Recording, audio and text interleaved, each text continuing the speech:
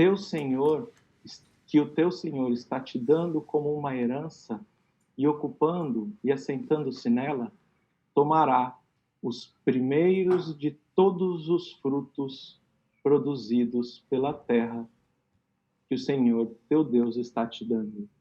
Então, primeiro de todos os frutos produzidos pela terra. Está traduzido assim. Em aramaico se fala Bikurim. Existe um tratado dentro do Talmud. Eu não sei exatamente de cabeça quantos livros tem, mas devem ser cerca de 60, 70 livros, 50 tratados de dialética judaica, onde é discutido toda a tradição oral do povo de Israel, e dentro dessa tradição oral, um dos tratados, um dos livros, que se tornaram livros no século I e século II, que trazem essa tradição, é sobre essa passagem. Qual? Trazer os primeiros de todo o fruto do solo produzido pela terra, Bikurim, ou primícias. É daí que Amélia Rodrigues tira o nome do livro.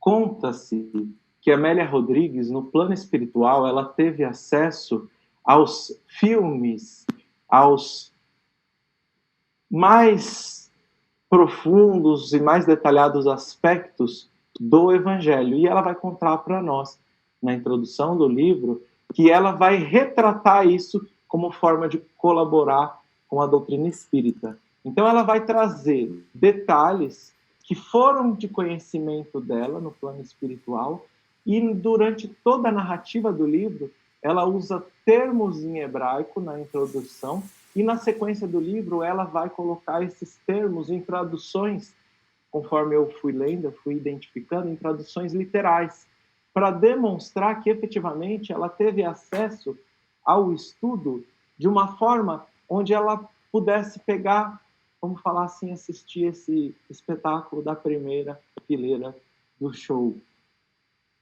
Eu vou continuar para que a gente possa caminhar um pouquinho. Então, o que você deve fazer com essas primícias?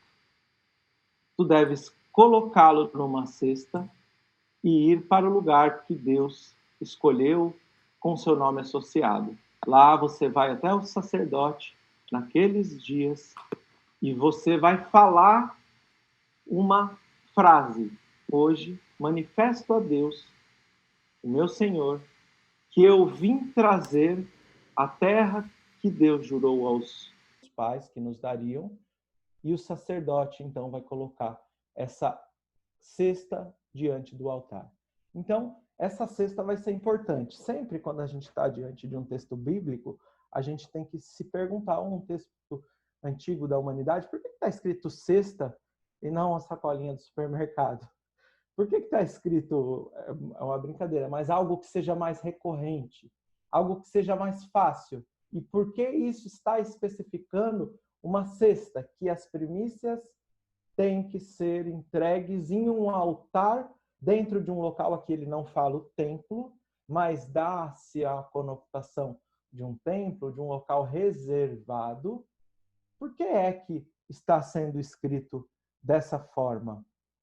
Então a gente vai entender daqui a pouquinho, na hora que eu explicar qual é o simbolismo das primícias, qual é o simbolismo desse cesto, qual é o simbolismo desse templo, e então você vai se recordar, vai se lembrar, vai dizer naquele momento que você foi um escravo arameu desde os tempos passados das suas gerações, e que muito pequeno você entrou em uma terra estrangeira e lá você se tornou uma grande nação, e que lá no Egito foi imposta uma dura escravidão, mas Deus tirou cada um de nós de lá com braços fortes e sinais de milagres, nos dando a terra onde fluem leite e mel. Então, é daqui que Amélia Rodrigues tira o título desse livro. Mas qual é a essência? A essência é nós nos recordarmos que, efetivamente, cada um de nós talvez não tenhamos sido, mas talvez ainda sejamos escravos dos nossos espíritos, e nós nos tornamos escravos de uma série de consequências dissaborosas, consequências amargas durante o transcorrer de nossas vidas, mas a todo instante a providência divina está guiando cada um de nós, mesmo quando a gente fecha os olhos para ela, mesmo quando a gente é rebelde e não quer aceitar a inteligência divina para guiar os nossos caminhos, Deus, ele se manifesta com suas... Deus não tem mão, então mãos fortes é uma maneira de dizer que nós estamos sendo guiados efetivamente para um objetivo em comum e que nós vamos para essa terra de leite e mel. A terra prometida, eu já comentei em outro estudo aqui, que é trazido na obra Paulo e Estevão, por Gamaliel, como não sendo uma terra dentro do plano físico, mas sendo um estado de espírito que todos nós alcançamos, segundo Gamaliel, quando nós internalizamos o Evangelho. Então, nós estamos falando de uma terra, quando não é prometida, a terra do nosso espírito. Quando é prometida, o que nós seremos no futuro, daqui a algum tempo, milhões de anos, quem sabe, milhares de anos, quem sabe, espíritos puros. E que nesse caminho a gente vai encontrar passagens amargas, passagens muito amargas. Mas quando os nossos espíritos estiverem frutificando os primeiros de todos os frutos, as primícias, essas devem ser colocadas em serviço a Deus. O templo, nós sabemos pelo que nos diz o profeta Isaías, que jamais poderia ser constituído de um templo de pedras.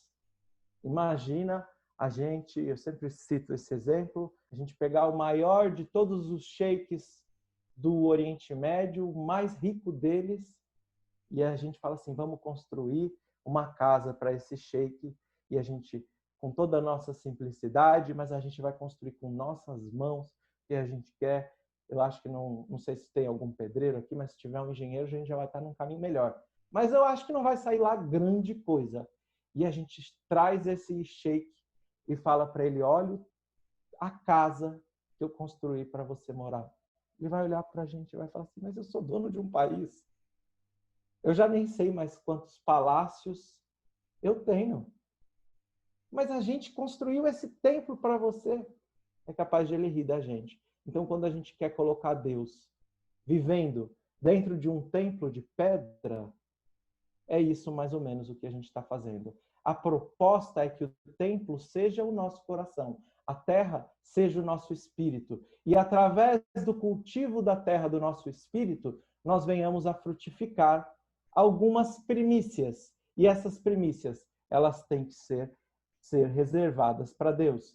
Então, primícias, nos dizem os grandes sábios cabalistas, os Bikurim, elas são a representação do nosso espírito, frutificando ações que nos aproximam de Deus. Mas se esse é o nosso espírito, o que é o sexto? O sexto é o nosso corpo. E Emmanuel, no prefácio do livro Ave Cristo, ele escreve para nós.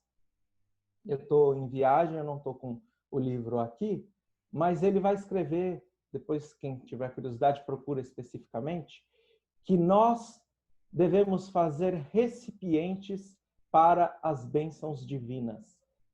Kli, isso é uma expressão também do aramaico, que ele coloca literalmente, e ele coloca da mesma forma que a chuva cai sobre a terra, e se a gente quiser ter água guardada, a gente precisa de fazer um recipiente para guardar, nós devemos fazer recipientes para que as bênçãos divinas recaiam e sejam guardadas, sejam aproveitadas da melhor forma.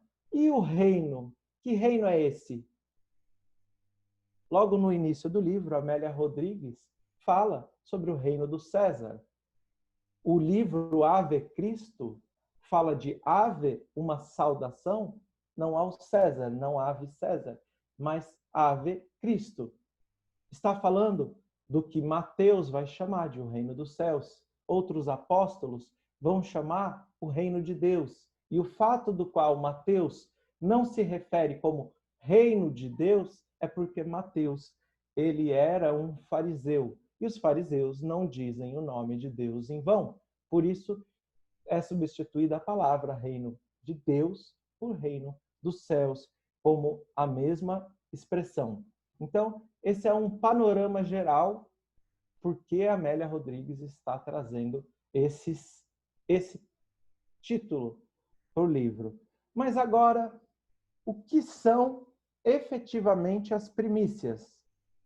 Ah, nasceu uma goiaba no meu espírito.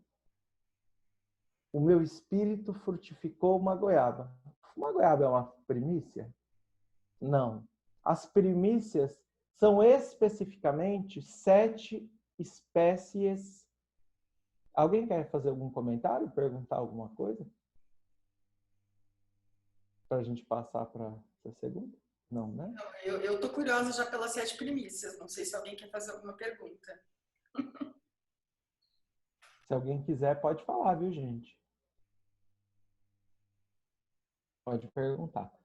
Então, as 7 espécies, ou as 7 primícias, elas também são descritas no livro de Deuteronômios, capítulo 8, versículos 7 a 10. E o interessante é que o versículo começa dizendo que Deus nos coloca em uma boa terra, em onde tem fontes e ribeiros de água e mananciais que saem, fontes de água que saem do vale e das montanhas.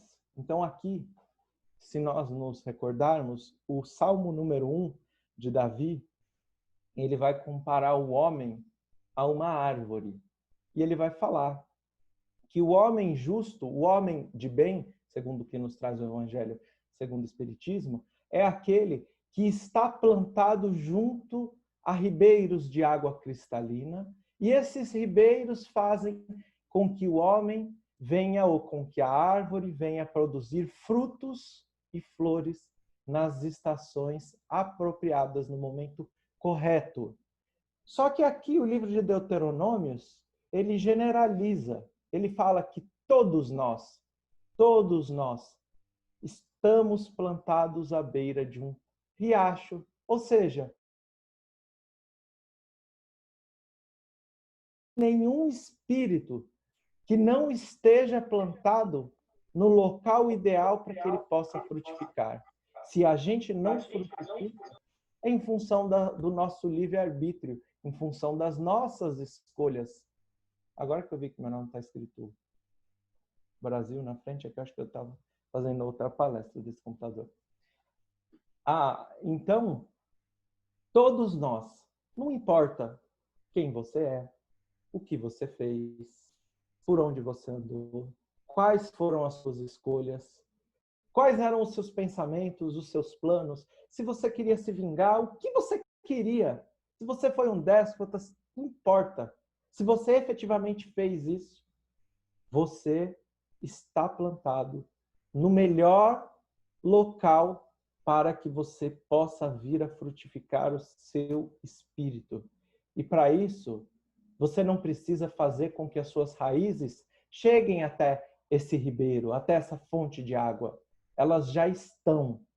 Como dizem os espíritos, você precisa apenas de mínimos esforços para que você possa, então, se aproximar de Deus. Vencer, ou melhor, vencer não, domar as nossas más inclinações. E a gente vai ver no decorrer desse livro a história, que é fantástica, do mancebo rico. E a Amélia Rodrigues vai contar para nós, eu não lembro qual capítulo é, que o mancebo rico, ele não tinha grandes paixões, as posses materiais. Não era efetivamente o dinheiro que prendeu ele de não seguir Jesus. Isso ele já tinha conhecimento e já sabia que ora estaria na mão dele, ora não estaria, e através das múltiplas encarnações, através das adversidades da vida, ora a gente tem bens, ora a gente não tem, ora a gente passa dificuldade, ora não passa, não existe, como diz o livro de Eclesiastes, nada que dê nenhum tipo de segurança efetiva e perpétua dentro do plano material. A gente consegue ter segurança efetiva e perpétua quando nos apegando a Deus. Mas isso não tem nenhum tipo de garantia, resultado para bens materiais que a gente possui. Isso está escrito lá no livro de Eclesiastes, que foi escrito pelo rei Salomão. Então, por que o mancebo rico, vai contar a Amélia Rodrigues, não seguiu Jesus? Ela vai nos contar que o fato se dá pelo fato de que ele corria de biga e haveria uma grande prova na cidade de Cesareia, uma grande competição, salvo engano, ocorria de 3 em 3 anos. E essa competição o vencedor seria reconhecido como um homem de grande status, mediante a comunidade romana, mediante a todos. E o fato, então, acontece porque ele havia comprado cavalos, ele havia comprado escravos, e ele estava se preparando há muito tempo. O que prendeu ele a não seguir Jesus foi a vaidade, foi o orgulho. Foram aspectos que não são efetivamente vistos pelos nossos olhos, mas são paixões do mundo material. Então, logo depois desse versículo, do versículo 7, ele vai dizer quais são as 7 espécies: trigo, cevada, uva, figo, romã, azeitona e tâmara. Então, 7 espécies. Se alguém quiser anotar, vou repetir. Estou vendo que tem algumas pessoas anotando. Trigo, cevada, uva, figo, romã, azeitona e tâmara. Se alguém for, nesses próximos tempos, a Cafarnaum, vai ver os achados arqueológicos de algumas sinagogas lá. A sinagoga onde Jesus rezava, que é bem pertinho da casa de Simão Pedro. E lá vocês vão ver essas 7 espécies desenhadas, esculpidas na pedra. Elas não são do tempo de Jesus, mas isso demonstra, e a gente vai encontrar em vários locais, vários achados arqueológicos, essas inscrições dessas 7 espécies. Então, será que essas 7 espécies querem simbolizar alguma coisa para a gente? Espiritualmente? Dentro dessa linguagem metafórica, dentro desses símbolos? Com certeza elas querem simbolizar. Então, vamos extrair aqui tentar extrair um pouco da essência do que essas 7 espécies significam espiritualmente para nós e para que nós possamos entender quais são os aspectos e de que forma nós devemos colocar isso na nossa vida, dentro do nosso cesto, para que frutifiquem e para que então o nosso espírito possa edificar o reino dos céus nele. Essa é a proposta de Amélia Rodrigues. Ela está nos trazendo uma série de pontos do Evangelho com explicações, entre aspas, novas, com revelações. As explicações são antigas, mas a revelação é nova através da mediunidade de Divaldo. Pontos do Evangelho onde nós encontraremos as maiores dificuldades para que o nosso espírito possa frutificar. Então, o primeiro ponto que é... Oi. Quando você falou a 7, eu fiquei pensando, meu Deus, o que é? Aí quando você começou a falar, né, parecia uma coisa tão simples, né? Ah, cevada, trigo, tâmara, nanã, né? E aí eu me lembrei que, assim, eu amo tâmara. Tâmara é uma coisa assim, é uma delícia, né? Aí eu pensei, vou plantar uma árvore de tâmara na minha casa, né? E aí eu descobri que não adiantava eu plantar uma árvore de tâmara na minha casa, porque nessa vida eu não vou comer. Então eu imaginei a dificuldade disso tudo que você está falando, né? Quando você falou a palavra tâmara, eu falei, não é tão simples assim quanto parece, né? Essas 7 palavrinhas, né? Ai, trigo, cevada, né? Mas enfim, só para dar uma Essa é uma explicação, isso que você está dizendo é uma explicação que está no livro Zohar, no livro da Kabbalah, onde ele fala que, efetivamente, essa é a última das espécies, não é à toa que ela é a última. porque a gente vai entender esses 70 anos que demora para frutificar a tâmara. É bem legal. Então, qual é uma diferença, assim, se a gente olhar em cima dessas 7 espécies? Trigo, cevada, uva, figo, romã, azeitona e tâmara. Tem uma diferença básica aqui, efetivamente. Qual? 2 delas, o trigo e a cevada, são grãos. As outras 5 são frutas. Certo? Então, o que está querendo dizer para nós o trigo? Todos nós acho que nos recordamos da parábola do joio e do trigo. E a parábola do joio e do trigo vai trazer o valor fundamental do trigo dentro da tradição judaica, dentro dessa linha de raciocínio da qual é escrita o Antigo e o Novo Testamento. Então, qual é? Quando se separa o joio do trigo, o trigo é a aproximação da nossa essência divina através de obras de Deus. É a essência do nosso espírito se aproximando de Deus. E ele é a base. Quem é italiano aí, levanta a mão, vai concordar comigo sempre. É a base da alimentação dos seres humanos, é o trigo. Ou seja, o propósito do homem na terra é se alimentar do trigo, ou seja, é fazer com que o nosso espírito se aproxime de Deus. E a cevada? A pessoa já vai pensar na cerveja, mas pelo menos não que eu saiba. Não que eu saiba, se existia cerveja, não é um consumo assim representativo dentro da tradição do povo judeu. Então, a cevada ela é constituída como o alimento básico de todos os animais na antiguidade. Então, da mesma forma que o homem se alimenta de trigo, os animais eram alimentados pela cevada. Então, esses dois são os aspectos fundamentais que a gente encontra dentro do espírito do homem. Agora, por que está falando do aspecto animal? André Luiz explica para a gente, lá no livro Evolução em Dois Mundos, que o princípio inteligente, ele, de ser unicelular até alcançar o sílex, ele demora cerca de 1,5 bilhões de anos. 1,5 bilhões de anos para que o princípio inteligente, que ainda não é individualizado, possa alcançar o estado de estar em pé, de Homo sapiens.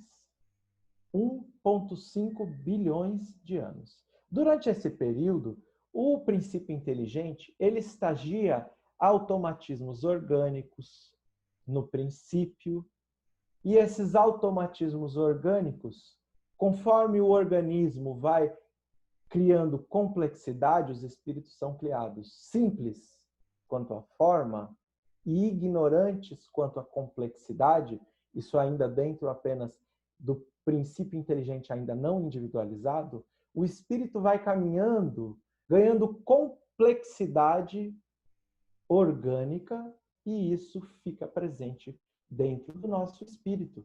Isso é importante para quê? Para que nós possamos estar pescando, quem está dormindo aí já está babando, está respirando, sem raciocinar. Ou seja, por que é que eu estou nesse mundo?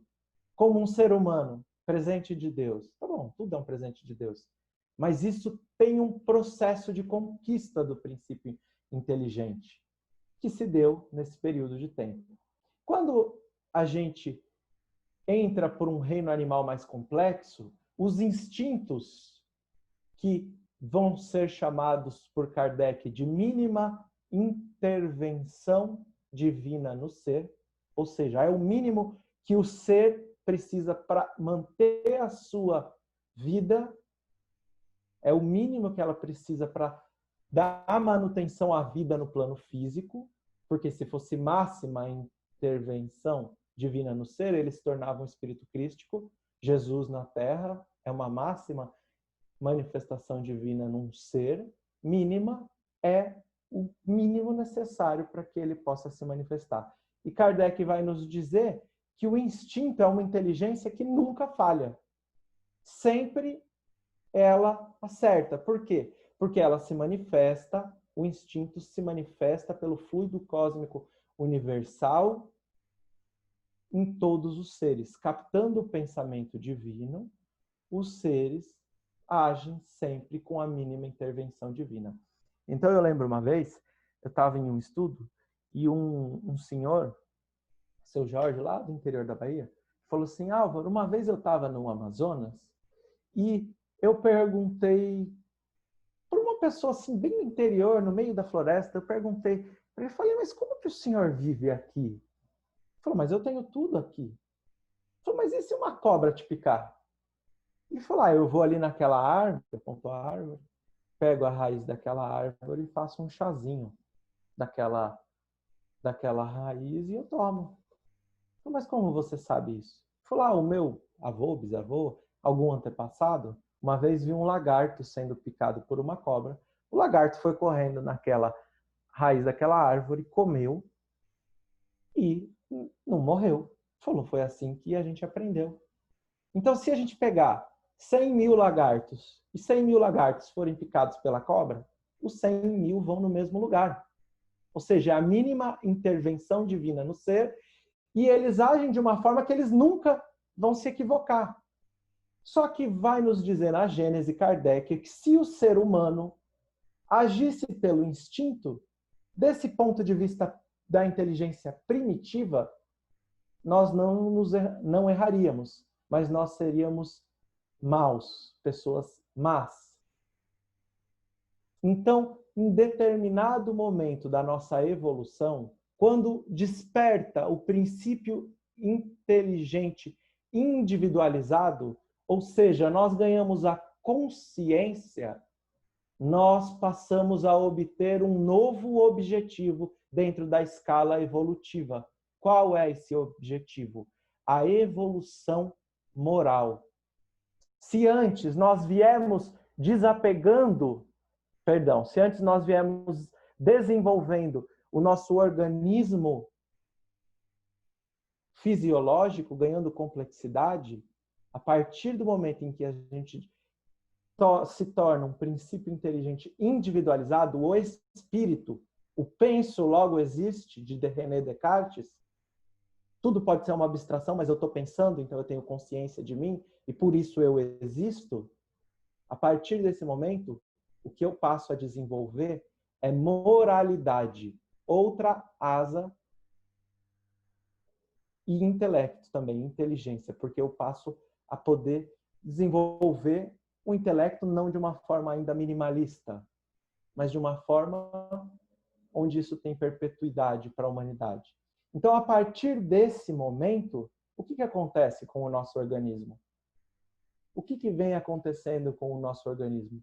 O movimento inverso, qual a gente vai se desmaterializando, porque a matéria, segundo os espíritos nos contam, é uma forma, um caminho para que o espírito, através do seu livre-arbítrio, dos seus próprios esforços, possam alcançar a evolução. Ou seja, tem gente que já não tem mais siso. Eu tenho uns 4 que eu ainda sou um animal, como alguns amigos me dizem. Mas tem gente que a tendência é perdermos, por exemplo, esses dedos menores, alguns órgãos já não têm mais o seu funcionamento necessário. Eu peço desculpa porque eu estou falando tudo com muita superficialidade para quem é médico, para quem é veterinário, para quem é biólogo e conhece a evolução dos seres, para quem conhece a fundo, eu estou falando com muita superficialidade. Então eu peço desculpas por essa superficialidade. Mas tá dando para entender até aqui? Porque é bastante complexo, né?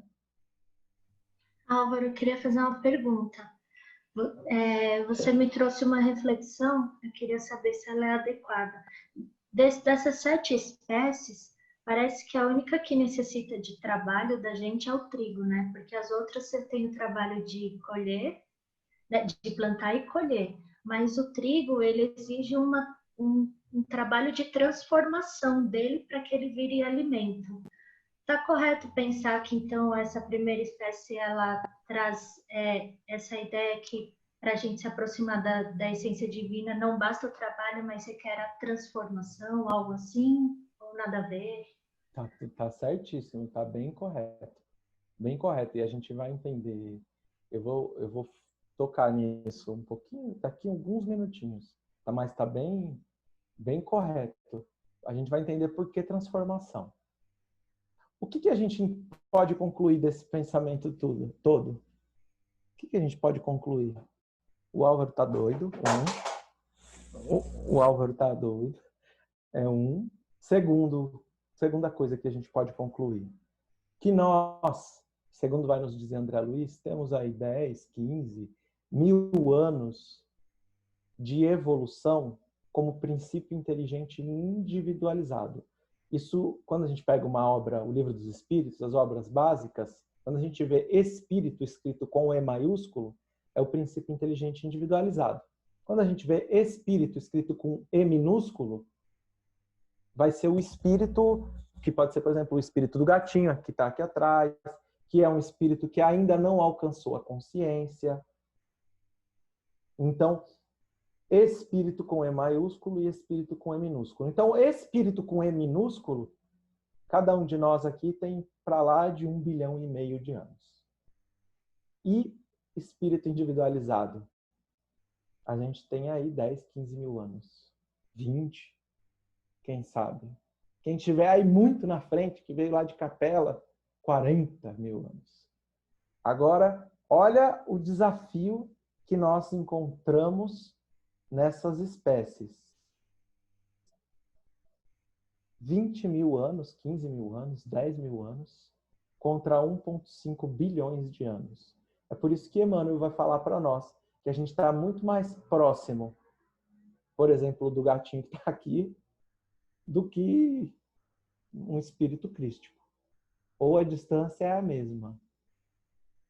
Então, a diferença e a disputa, a luta que existe dentro de nós, ela é muito grande. Mas como foi colocado, como a Márcia colocou para nós aqui, eu tenho que transformar? Tenho. E não aniquilar. Por quê? Não aniquilar. E a palavra que os espíritos se utilizam é domar. O que é domar? Se a pessoa tem um cavalo e ela quer usar o cavalo, ela mata o cavalo? Não.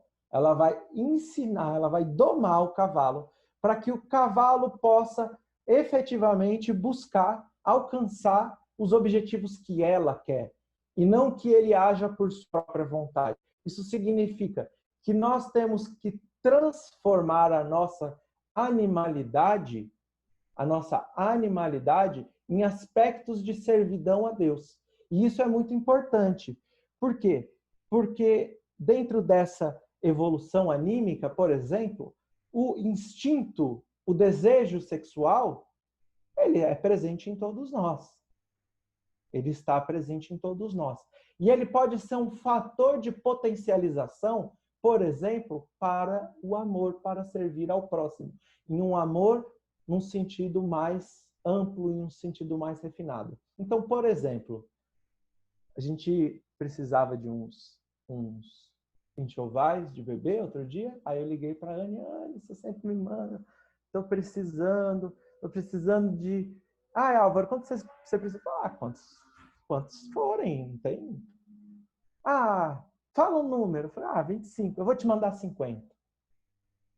Então, existe uma transformação de uma potencialidade que um dia foi única e exclusivamente animalesca para a servidão, para servir ao bem. Então, a gente se torna intenso, afetivo, e aqueles que estão recebendo, que não conhecem a Anne, que não conhecem vocês, as pessoas que participaram da confecção, desse trabalho de arrecadação, elas vão sentir esse amor que foi uma energia que um dia, quando vivendo na animalidade, era estritamente rudimentar, mas hoje ela se refina e torna-se potencialidade para que eu possa servir a Deus.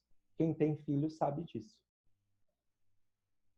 Sabe quanto isso pode ser canalizado, e Emmanuel vai falar para nós no livro Vida e Sexo, vai falar, André Luiz também vai trazer para nós.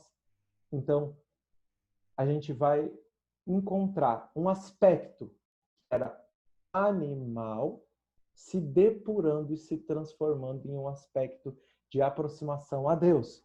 Tem outros aspectos assim? Tem. Os instintos de sobrevivência como um todo, eles são extremamente eficazes no momento onde um animal se sente coagido, onde ele precisa procurar uma presa.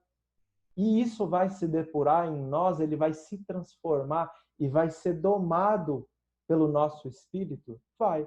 De que forma? Quando a gente coloca isso em aspectos importantes da servidão, onde isso se torna uma mola propulsora para se aproximar de Deus. Para, por exemplo, não, olha, agora meu espírito consciencialmente entendeu que é necessária a transformação. Então, a mesma força que eu me utilizava em aspectos rudimentares, elas vão servir agora para a minha evolução. Muito difícil, gente? Muito chato? Não, incrível. tá bom. Tá bom. É porque é um Aquela pouco que não dá para piscar o olho, é muito legal. Eu tô com dó de ser pouco tempo, isso sim, passaria horas aqui ouvindo. Então, o trigo e a cevada são esses dois aspectos que habitam dentro de nós. A cevada, ela não tem que ser morta, aniquilada, mas isso serve, do ponto de vista moral, para o mesmo propósito do qual nós devemos enxergar todos os acontecimentos da nossa vida. Todos os nossos equívocos que nos trazem o sentimento de culpa, eles devem ser utilizados da mesma forma que a cevada aqui é utilizada. Não para ser aniquilado, porque se você pensou, eu não devia ter feito isso, você carrega o sentimento de culpa. E Joana de Ângeles vai dizer para nós que a culpa é a matriz, a fonte de todas as doenças psicossomáticas que nascem da depressão. A depressão nasce da culpa e isso traz uma série de doenças psicossomáticas que nós estamos vivendo hoje como uma realidade em todos os lares, em todos os lugares do nosso mundo. Então, o que eu estou dizendo? Que a gente não tem que olhar para o nosso passado e falar assim, puxa, eu errei, eu não deveria ter feito isso. Não, você não deveria, mas isso foi importante para o seu espírito. Naquele momento, o erro que você fez trouxe o despertar da sua consciência para que agora você possa escolher um novo caminho. O resultado do erro, mesmo que não tenha sido público, na sua consciência, ele é extremamente importante para que você possa tomar um novo caminho e para que você nunca se esqueça quem você foi. Mas que você entenda que toda a nossa caminhada faz parte de uma construção espiritual onde cada equívoco e cada acerto tem o seu momento ideal, o seu momento importante dentro dos nossos caminhos. Então, a gente não mata o nosso passado, a gente transforma, como a Márcia disse. A gente transforma, a gente doma os nossos instintos, a gente doma as nossas paixões animais, a gente doma aquela impulsividade da agressividade, por exemplo, para que nós não venhamos a deixar o bem passar batido, para que no dia a dia a gente não feche os olhos para a compaixão. Então essa impulsividade, ela vai viver dentro de nós, mas ela vai ser racionalizada, ela vai ser depurada e transformada para que a gente possa escolher novos caminhos evolutivos. Então, dentro da Kabbalah, existe uma história, uma parábola, onde ela fala que o nosso intelecto, o nosso cérebro, como é uma parábola, usa aspecto material. Então, o nosso cérebro é o trigo, essa vontade inata de ascender a Deus. Isso é uma parábola, tá, gente? Não é literal. E o nosso coração é a animalidade em busca dos prazeres do mundo material. E as duas estão dentro do nosso corpo. Com a parábola, espírito é o aspecto material. Então, a gente está falando do desafio das nossas imperfeições com o mundo material com a vontade inata de ascender a Deus. Como eu costumo dizer, uma planta só cresce em direção ao sol. O espírito anseia por se conectar a Deus. E são dois reis disputando o mesmo território, o nosso corpo. Ora, a gente faz com que o cérebro ganhe e domine o território. Ora, a gente faz com que o nosso coração domine o território. E essa grande disputa, ela vai existir, e ela aqui é o desafio da cevada e do trigo, dentro desses aspectos que são trazidos como as primícias. Só que a gente vai ter que continuar, porque senão não vai dar tempo. Os próximos eu vou ser um pouco mais conciso. Então, Ai, chegar na Tâmara, pelo amor de Deus, que eu amo Tâmara, preciso saber o... Vamos falar. Terceira primícia, uva.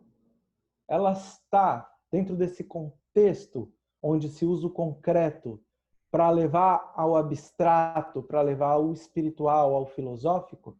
Ela tem a simbolização da alegria. O Talmud tem uma frase que fala: entra vinho, que é um derivado da uva, e sai verdade. E sai verdade. E tem em um outro livro, no livro de Juízes, fala: meu vinho que faz feliz a Deus e aos homens. Então vamos entender o que está querendo dizer. Está querendo dizer que a uva representa o júbilo. É o elemento que desencadeia as potencialidades e adiciona profundidade, cor e intensidade a tudo que fazemos. Então, vamos exemplificar. Uma pessoa triste, eu procuro sempre estar alegre. E aí, uma vez, eu estava passando por uma dificuldade, cheguei lá no centro, o pessoal: Álvaro, tá tudo bem com você? Tá tudo bem. Uma pessoa alegre, ela geralmente é espontânea. Uma pessoa alegre, geralmente, ela demonstra muito mais as suas emoções. Ou seja, ela potencializa aos olhos do mundo tudo aquilo que ela é. E a pessoa que está triste, ela deixou de ser tudo aquilo que ela era? Não. Ela só não manifesta isso.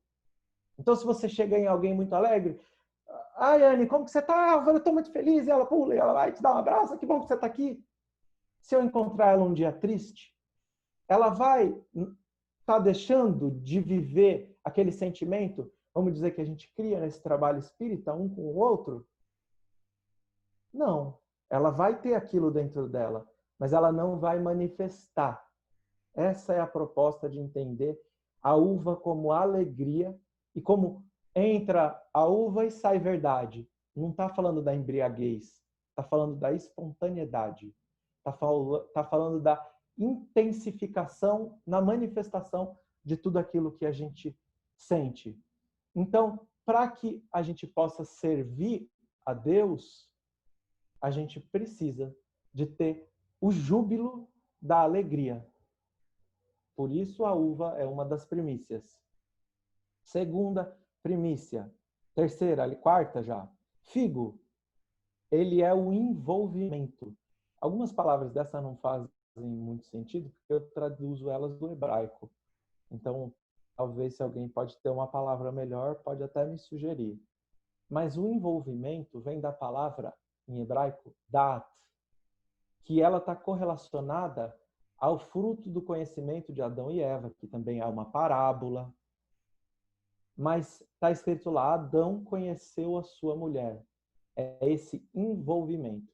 Então, vou dizer o que é o envolvimento no sentido abstrato, no sentido do conhecimento.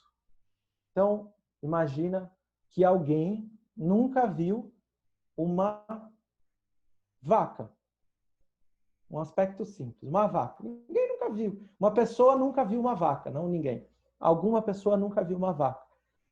E ela nem sabe o que é aquilo. De repente, ela está andando, vai fazer uma viagem, sai e vê a vaca. E ela tem aquela luzinha que acende. Pum! Olha, isso é uma vaca. É algo que ela não conhecia, mas que traz um primeiro insight. Agora, se a pessoa está do lado de um agricultor, por exemplo, e ele começa a perguntar da vaca, ela vai entender a vaca.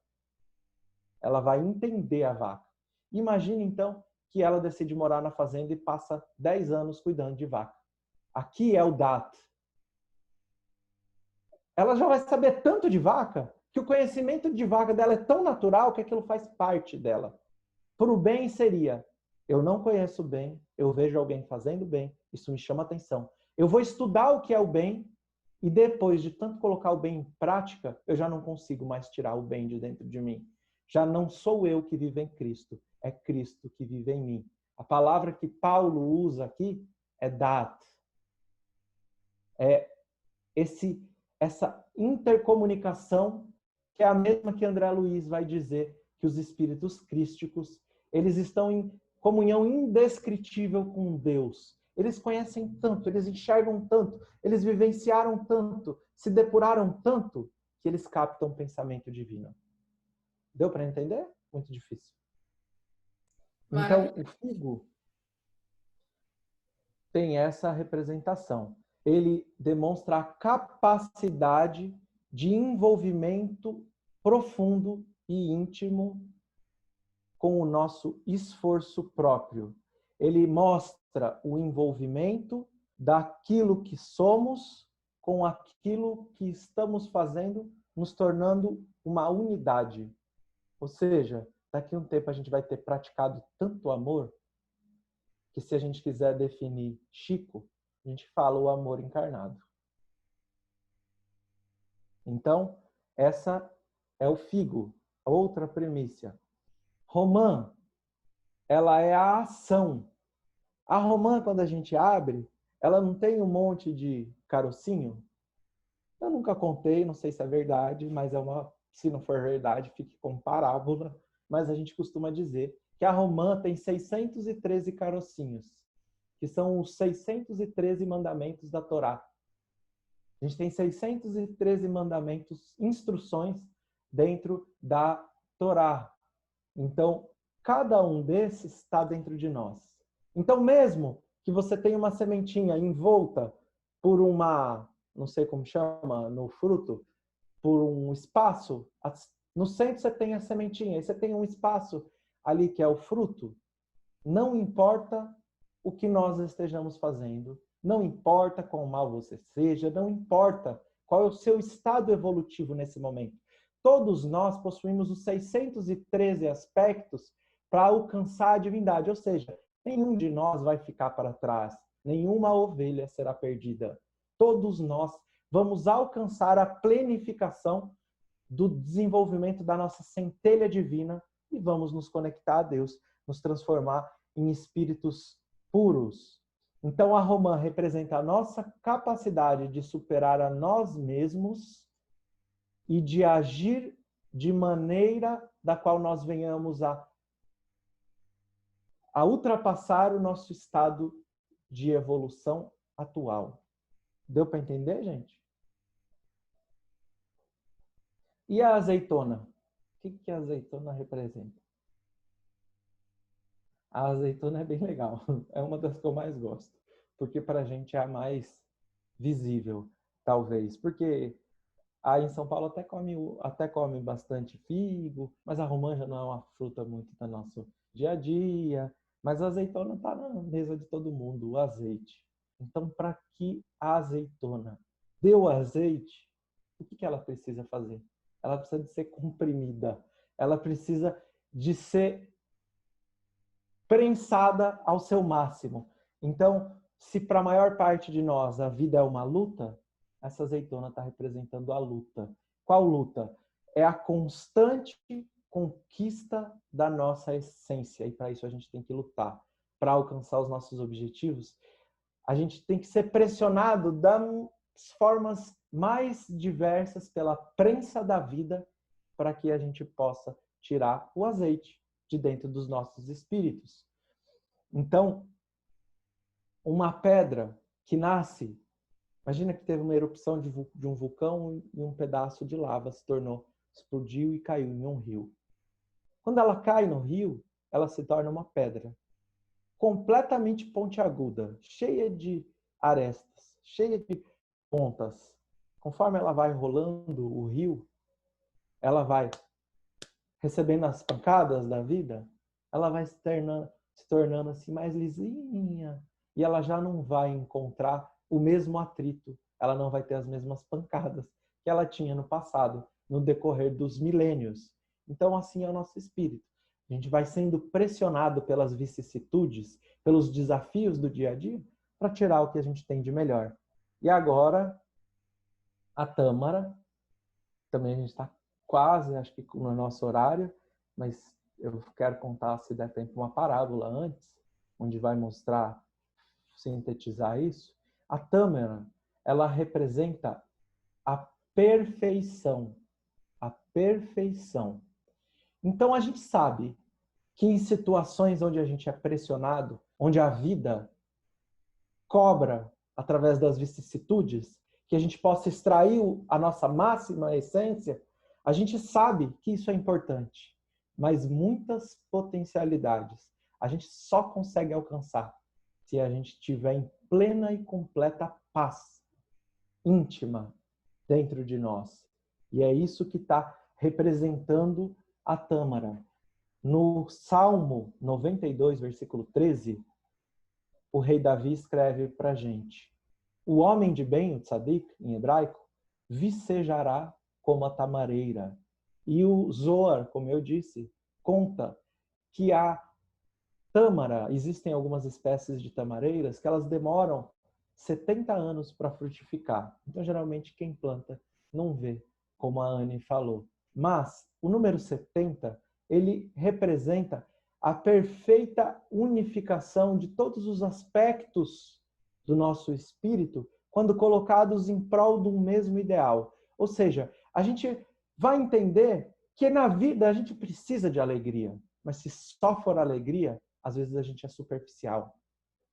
Que a gente precisa de ser comprimido, que a gente precisa de ser comprimido pela vida, mas muitas vezes a gente precisa de paz para poder dar tudo aquilo que a gente efetivamente foi colocado para dar. Que a gente tem os germens de todas as boas ações, como os carocinhos da romã.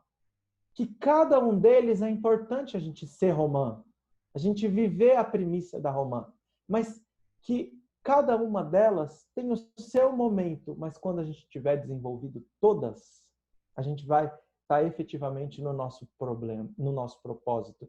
Que o figo, o envolvimento, ele é fundamental, mas que a gente não pode só ter envolvimento em determinado momento. A tâmara, ela vem para equalizar todos esses aspectos e trazer paz, trazer estabilidade para o nosso cesto. A gente está colocando tudo isso dentro do nosso cesto e levando ao templo do nosso coração na comunhão com Deus. Então, para explicar tudo isso, tem uma parábola, e depois acho que a gente já vai terminar. Acho que a gente tem 1 hora, né, Anne? Até às 11h40, Álvaro. Tem mais uns 11h40. 10 minutinhos. Então eu vou contar a parábola e a gente encerra, para que aí, se alguém tiver quiser comentar, fazer pergunta, se eu souber a resposta, a gente conversa um pouquinho. Então, tem uma parábola, ele está no livro de Juízes, capítulo 9. A proposta da parábola ali, ela está dentro de uma narrativa da eleição de rei para Israel, de líderes para Israel. Então, a gente vai buscar o sentido espiritual dela. Conta que, certa feita, as árvores decidiram eleger um rei para elas. Então, elas chegaram para Oliveira, falaram assim: Oliveira, você não pode ser o rei, a rainha de todas as árvores? Ele falou: mas eu crio o azeite que é tão rico, que ele é tão gorduroso, assim, no sentido do Antigo Testamento, isso tem uma conotação muito positiva. Que eu, que sou tão gordurosa, tão rica, vou deixar de produzir o azeite para reinar sobre o mundo? Sobre as árvores? Não, não aceito. Então elas foram para a figueira. E a figueira falou: mas o meu fruto é tão doce, eu vou deixar a minha doçura para ser rei ou rainha de todas vocês? Não posso. Então, vão para a vinha, para a parreira. E a vinha fala assim: mas eu vou deixar de produzir o vinho novo que alegra Os homens e Deus é a mesma frase que eu usei lá em cima. Eu não posso fazer isso. Então tinha um arbusto de espinheiro. E o arbusto de espinheiro olha para elas e fala: eu posso ser o rei de todas vocês. Desde que todas vocês se escondam na minha sombra, se utilizem da minha sombra para ter paz, para ter tranquilidade. Mas se a gente lembrar aqui, um arbusto de espinheiro, ele não tem sombra. Um arbusto não faz sombra. Ele fala assim, porque se vocês não se ocuparem da minha sombra, eu vou lançar o meu fogo sobre os cedros do Líbano. Os cedros do Líbano são madeiras que foram utilizadas para a construção do templo de Salomão. Então, se vocês não se utilizarem da minha sombra, eu vou destruir tudo aquilo que tem de mais santo, entre aspas, dentro de cada um de vocês. Então, muitas vezes, a gente tem que escolher uma árvore, uma primícia, para reinar a nossa vida naquele momento. E é difícil a gente saber. Através do nosso autoconhecimento, a gente vai fazendo um mergulho íntimo e cada vez a gente se descobre um novo eu. E cada vez a gente veste uma diferente máscara. E em cada momento a gente vê cada uma dessas premissas como mais importante para aquele momento. Mas é importante que a gente escolha, mesmo quando aqui a árvore do figo, a árvore da azeitona, a árvore da uva, elas são um pouquinho egoístas. Mas se a gente não escolher ninguém, o espinheiro, ele é orgulhoso o suficiente para colocar as condições dele e através do desvairar das nossas paixões, a gente coloca em risco o que a gente tem de mais importante nesse momento, que é a oportunidade dessa encarnação. Então é isso que dá para nós um pouquinho essa parábola. A ideia é que através de desenvolver essas potencialidades dessas premissas, a gente possa ir oferecendo elas no altar dos nossos corações a Deus, edificando assim o reino dos céus nos nossos corações. Então essa é a fala que vem trazer um pouquinho, sem o desejo de exaurir essa fonte, esse título, Primícias do Reino, mas é uma das reflexões que eu traria para vocês, que eu imagino que seja algo que às vezes esteja um pouco distante do nosso entendimento, porque é algo muito específico da cultura judaica. E Amélia Rodrigues escolhe esse título com uma felicidade tão grande que só o título dá para a gente fazer aqui, não uma explanação, mas um seminário. E a gente poderia aqui, acho que, passar a vida pensando nisso. Maravilhoso. Já até que você podia começar as tuas lives lá com o Rafael Lavarini sobre só essas 7, que já ia ser né? Cada noite uma delas. Ia ser incrível.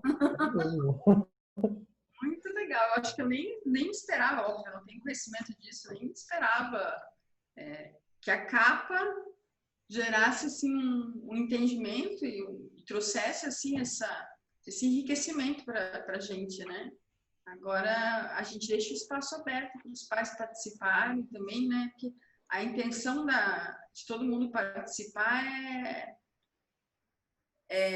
como foi até com as crianças, né? A gente fica trabalhando, como é que você falou? O trigo e a cevada? E aí? Posso fazer mais uma pergunta? Ai, eu adoro. Álvaro, outra reflexão que você me trouxe aqui, uma você já explicou, né? Porque eu fiquei pensando se tinha um sentido a ordem ou se, na verdade, elas todas se apresentam como essa colheita, e acho que você já explicou isso.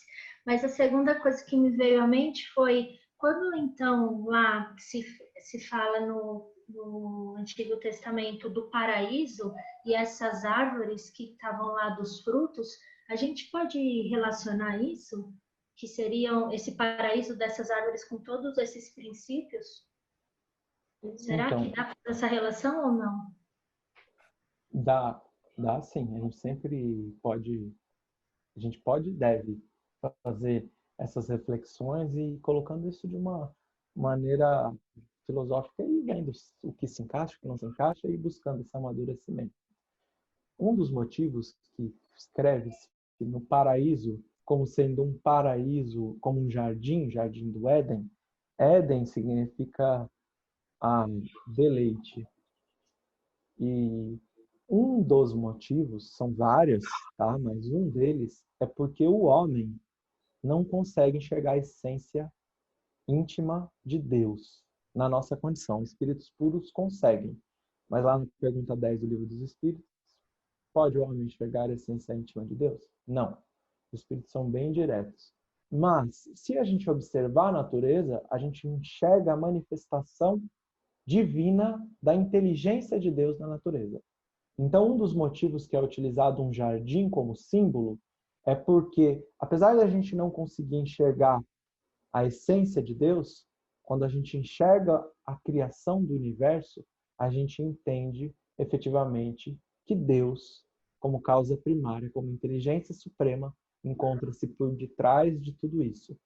Agora, o que está escrito do Jardim do Éden é que ele está Began Eden Mikeden, está escrito. Que ele foi traduzido assim, como um jardim do Éden, um jardim de delícias, de deleite, a leste. Mas Mikeden, em hebraico, não é delícias. Não é ao leste, perdão. Não é ao leste. O que significa? Ela vem da palavra Mikoden, de antes. De antes do quê? De antes de que a Terra fosse. Então está colocado ao leste porque o Sol existe antes da Terra. Por isso foi traduzido, vai contar o Talmud, como a leste. Porque o Sol existe antes da Terra. E o Sol nasce ao leste. Então, ao leste é uma referência ao Sol. Só que se a gente recorrer lá ao capítulo 1 do livro A Caminho da Luz, Emmanuel começa o livro falando assim: sob as rédeas diretoras da humanidade, existe uma pleiade de espíritos eleitos pelo Senhor da vida, e estes espíritos são aqueles que organizam a direção dos sistemas, sistema solar, Terra. Ao que nos foi dado saber, Jesus Cristo é um desses membros e eles estiveram reunidos, segundo as tradições do mundo espiritual, ou seja, Emmanuel não tem um acesso efetivo, profundo a essas reuniões, como isso se deu, mas segundo as tradições do mundo espiritual, segundo o que Emmanuel ouviu nos estudos, imagina os espíritos que ele não estuda, segundo o que eles ouviram, esses espíritos se reuniram na Terra por 2 vezes no curso dos milênios. A primeira, quando a Terra vai ser criada. A segunda, quando Jesus foi reencarnar. E assim, as tradições dizem, o que a gente ouve é que onde se deu essa reunião. Se ela teve que ser no nosso sistema solar e não existia nenhum planeta, logicamente ela teria sido no Sol. Se a gente tivesse que eleger um local que não fosse matéria negra. Então, se a gente olhar lá o livro de Jeremias, ele vai dizer que no Sol existe um trono e nesse trono está escrito o nome do Messias. Então, o que a gente está vendo aqui? Que esse Gan Eden pode ser, o Jardim do Éden, pode ser uma referência à manifestação da inteligência divina no universo, na natureza. Mas também pode ser o encontro dos espíritos que estão traduzindo, trazendo essa mensagem, que são espíritos capelinos, e o que vai dizer Emmanuel, o que vai dizer o capítulo 5 do Evangelho de Jesus, é que essa pleiade de espíritos, que está se referindo aqui ao povo judeu, capelinos, que vieram dentro de um processo de amargura no exílio de Capela, eles não são simplesmente recebidos na Terra, mas eles são recebidos por Jesus. Ou seja, esse encontro de Jesus com todos os espíritos capelinos, e aí Emmanuel vai trazer as promessas do Cristo no livro A Caminho da Luz como um processo de reminiscência, ou seja, uma verdade vivida por esses espíritos. Eles encontraram Jesus e vieram na Terra como a lembrança de um paraíso perdido. Só que esse paraíso perdido, ele está ao alcance de todos nós, porque quando a gente se tornar espírito puro, a gente também vai viver o que Jesus vive. Então é bem complexo, né? Mas espero que Eu tenha queria dado. pedir só se você podia deixar para depois 2 referências, por favor. Uma é de uma tradução que você acha que seja mais fiel do Antigo Testamento para acompanhar, porque eu vejo pelas coisas que eu tenho visto sua como as palavras fazem muita diferença. E a outra, eu não achei se você já fez alguma palestra sobre isso, sobre a questão da oferta de Caim e Abel, se você tiver feito. Eu vou fazer. É um dos temas Por que eu favor, estava essa fazendo. estou esperando muito ansiosamente.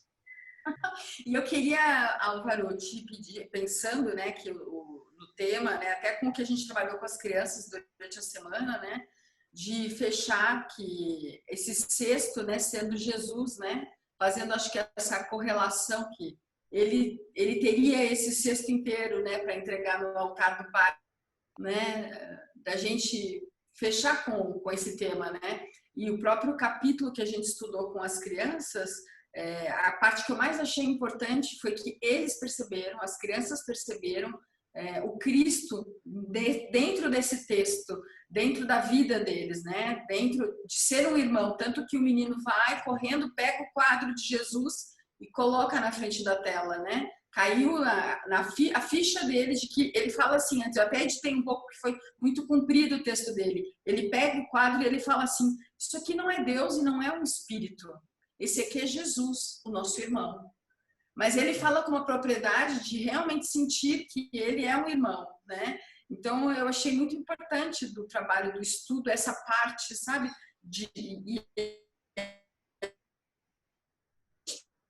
Depois que você falou, né? Esse entendimento de que é possível essa jornada, né? De ter esses 7 frutos dentro do nosso coração, dentro da nossa vivência com o Espírito, né? Esse entendimento de que a gente está no processo educacional mesmo, né? Isso aqui é uma escola. E essa escola, e esse sexto é o trabalho final de ano, sabe? O TCC, né? O TCC que a gente vai lá e entrega, né? Então, não sei, acho que fazer essa correlação final, assim, de Jesus para a gente poder fechar o tema ia ser Sem importante. sombra de dúvidas, é a maior de todas as primícias já entregues no templo dos nossos corações na terra. Se a gente receber esses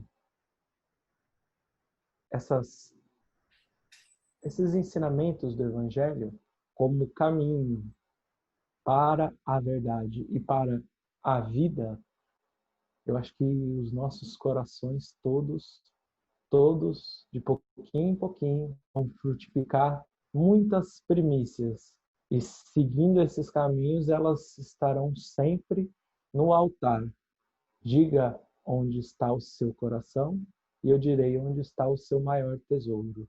Se nós tomarmos o tesouro do Evangelho como a maior de todas as riquezas que nós temos na vida, sem sombra de dúvidas a gente vai ter as diretrizes, os caminhos, as condições, e com os mínimos esforços a gente vai conseguindo fazer frutificar cada vez mais o nosso coração. Uma árvore se vê pelos seus frutos, e toda árvore que meu pai não plantou será arrancada.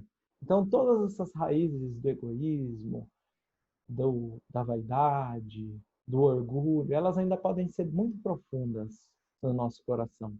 Mas, sem sombra de dúvida, mergulhado nessa providência divina, mergulhado no fluido de pensamento divino, os planos são muito maiores do que a nossa inteligência pode alcançar. Então, devagarzinho, com mínimos esforços, a gente vai passando, vai tirando essas raízes de egoísmo, de orgulho, e vai se aproximando desse cesto que não é, como disse Chico, Jesus não é uma imagem a ser adorada, mas são caminhos a serem vividos. a gente vai conseguindo viver esses ideais tão importantes e que hoje a gente tem uma consciência através da doutrina dos espíritos, porque eu tenho certeza que nenhum de nós aqui está tendo a primeira encarnação em contato com o Evangelho. Todos nós, tenho certeza que todos nós que estamos aqui já tivemos contato com o Evangelho. Todos nós já tivemos contato. E os nossos equívocos não se deram pela falta do conhecimento, mas se deram pelo apego às nossas paixões. E a doutrina dos espíritos, ela vem com tanta luz, com tanta claridade, com tanta lucidez, através de Allan Kardec e dos espíritos superiores, demonstrar com clareza qual é o caminho que a gente deve tomar. Começando dentro do nosso lar, começando no nosso ambiente de trabalho, depois, indo para o trânsito, para o nosso centro espírita e indo para o mundo, fazendo assim, daquilo que se inicia no nosso lar, do mundo, eu vou usar a palavra, o nosso nome tão querido, fazendo do mundo uma fraternidade sem fronteiras. Então, eu diria que esse sexto são caminhos e propósitos a serem alcançados por nós. E que todos nós temos as condições de fazer o nosso melhor para que as primícias sejam no momento onde a gente vai lá no altar e diz, olha, eu fui escravo, eu errei, mas eu não tenho culpa disso. Isso foi importante. E hoje eu estou trazendo aqui o melhor que eu pude frutificar daquele coração endurecido, daquele coração apaixonado no sentido das paixões humanas, no sentido de quem está buscando se refinar. Então eu falaria isso. Ai, obrigada.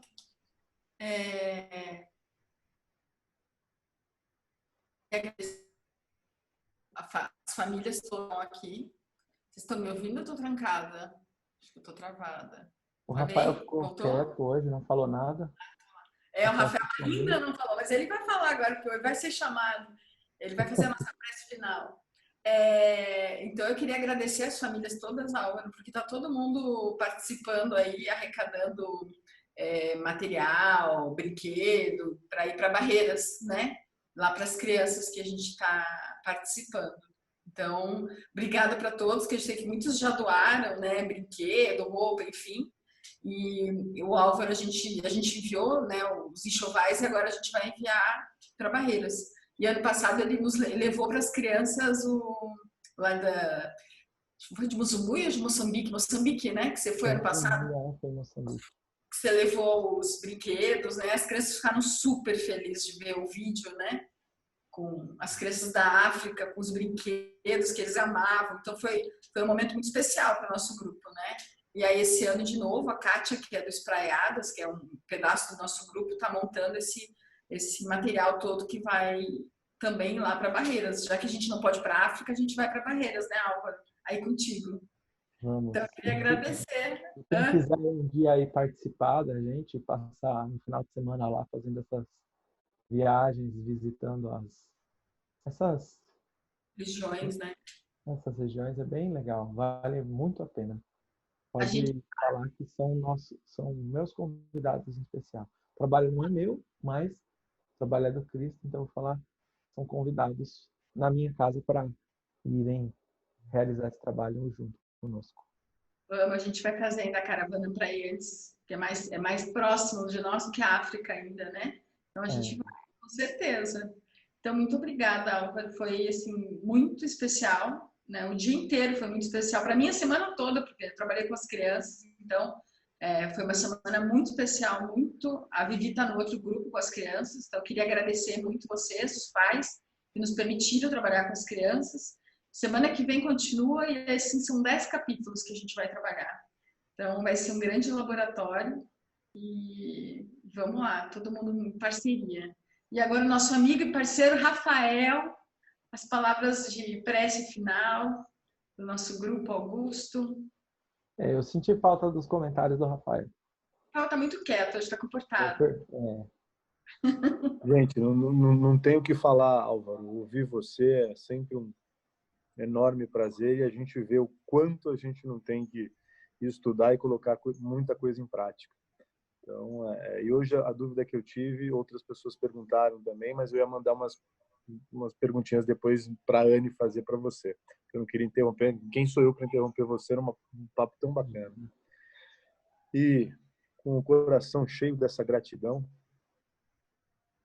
sempre amparado pelo Mestre Jesus, pelo nosso querido irmão Augusto, sua terna mãezinha, Dona Yolanda, agradecendo as palavras do nosso irmão Álvaro, que mais uma vez nos presenteia com inúmeras reflexões, para que possamos, ao longo dessa semana, fazer vibrar dentro de nós essas provocações e para que possamos transmitir o amor àqueles que nos cercam,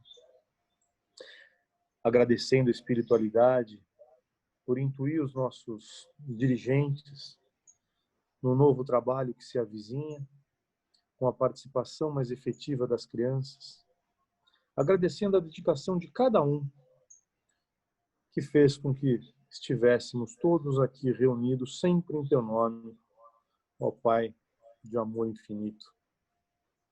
Vamos encerrando os nossos trabalhos de hoje, celebrando a oração que o nosso Mestre nos deixou. Pai nosso que estais no céu, santificado seja o teu nome, venha a nós o teu reino, seja feita a tua vontade, assim na terra como no céu. O nosso de cada dia nos dai hoje.